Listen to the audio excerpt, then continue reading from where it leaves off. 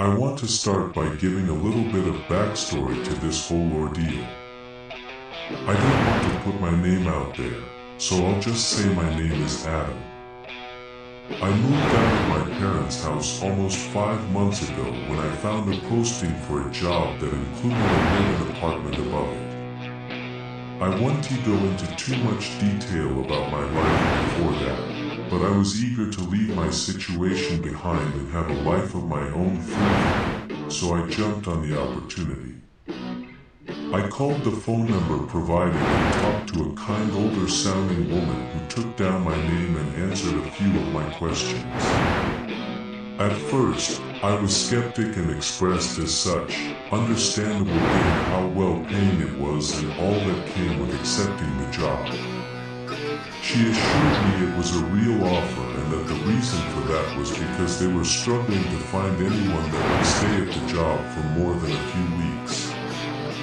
Obviously this was a red flag, and I even tried to press for more information, but she was reluctant to tell me more. Most people would have left then and there, and rightfully so, but like I said, I was in a bad situation and needed out, so desperation won over logic and reason.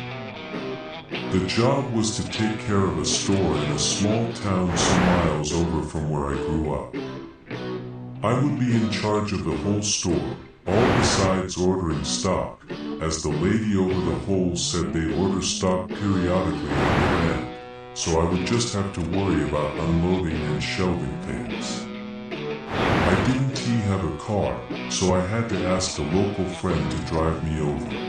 I explained to them the whole thing and, obviously, they didn't think it was a good idea, but they also understood what position I was in, so they quickly let it be. Part of me wishes they hadn't but hindsight is 20/20, so they say. When we rolled into the sleepy town of Pinewood, named very originally after the fact that it was, in fact, in the middle of a pine forested area, I already felt this sense of offness. Now, you hear stories about this all the time, people driving through creepy old towns where the residents just stare at you as you pass by, but that was what this town was like. Both me and my friend were extremely creeped out by this.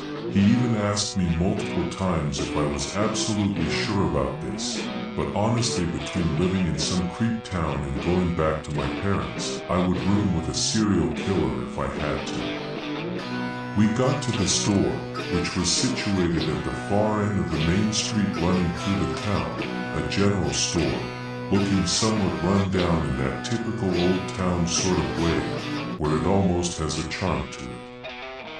I will admit, the charm did kind of pull me in a bit, and I figured maybe the townsfolk just didn't get a lot of people running through let alone moving in, or maybe I was just trying hard to convince myself this was normal.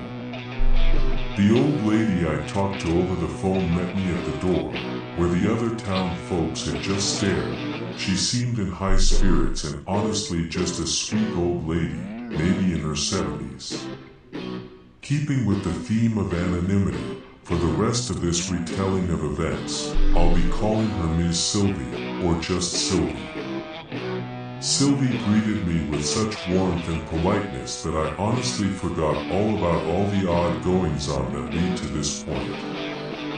This was the conversation to the best I could remember. Sylvie, you must be Adam. Such a handsome young man. Thank you so much for taking over the store. This old place is a staple in this town, and I'm just too old to keep it running, you see. Me, not a problem at all, miss. Really, I should be thanking you. I mean, you're giving me a home and a paying job at that. Really, thank you so much.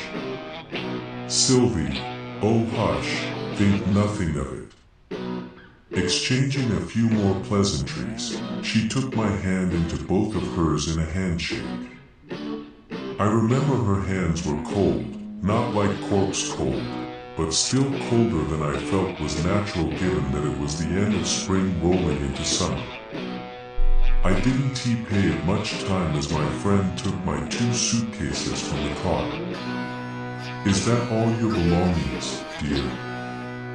Sylvie asked, pointing a wrinkled finger at what housed all I had to call my own. "Yeah, not much, but it's enough," I replied. Mostly it was clothes, a laptop I had been given by the friend that was driving me after he got a new one, and a few other odds and ends. Sylvie nodded, maintaining that warm and welcoming smile she had on the whole time. "If you find you're in need of any clothes, Mr. Corrigan owns the tailor shop down the way. You can take anything we sell here if you have need of it. Of course it will be taken out of your pay, with a discount of course." I nodded, following her hand motioning to the direction down the street. The street looked deserted, as if it had been long since abandoned and left to rot with not a soul in sight.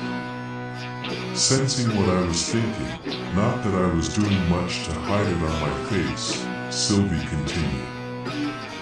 "Most of this here town is old folks like myself. It's a quiet place, not much life in the late afternoon and evenings. There are a few younger couples, older than yourself, but they grew accustomed to the quiet times we tend to adhere to.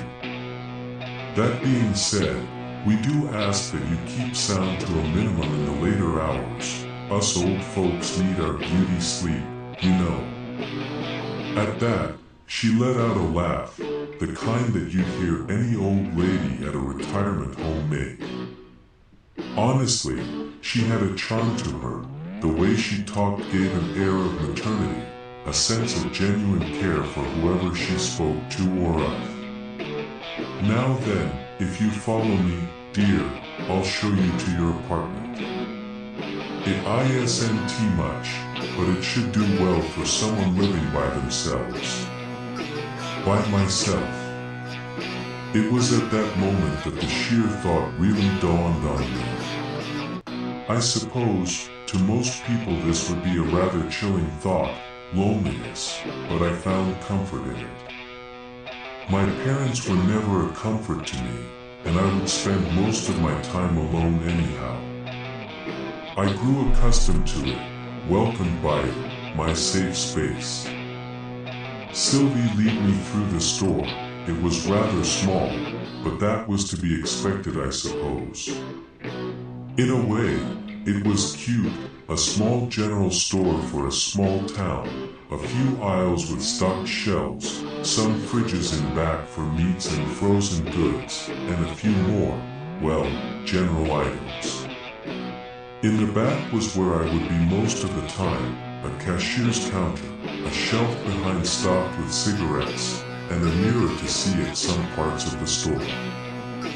The place didn't have any sort of surveillance, which I guess was on point for a store that old, and in a sleepy little town, I suppose crime isn't too common anyhow. Next to the cashier's counter was the door to the storage room, with a freezer along the back wall and the rest just shelves. Through there was the door to the stairs leading up to my apartment, and a door leading outside to the back where the garbage was. Going up the stairs as my friend helped carry my bags, I reached the top, a long hallway greeting me, the lights a dim yellow with that all too familiar fluorescent buzzing. My door was the first, and then after was one other door at the end.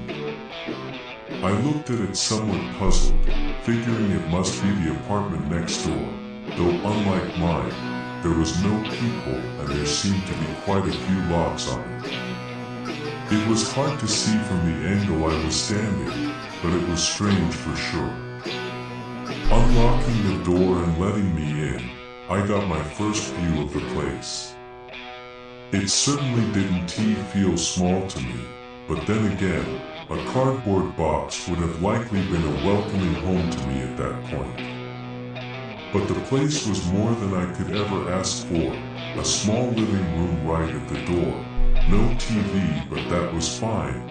A dining room on the other end, which sat across from a rather large kitchen.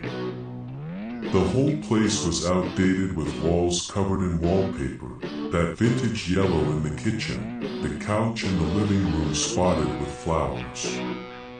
Some would likely call it tacky, but I found the charm in it. It felt like the kind of place someone could call home.